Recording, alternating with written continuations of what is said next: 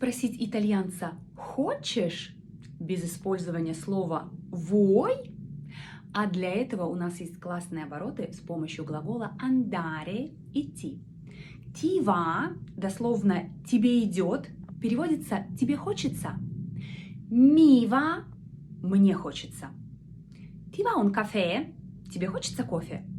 Sì, mi va. Также мы можем добавить предлог di и глагол в инфинитиве, чтобы спросить, хочется ли что-то сделать.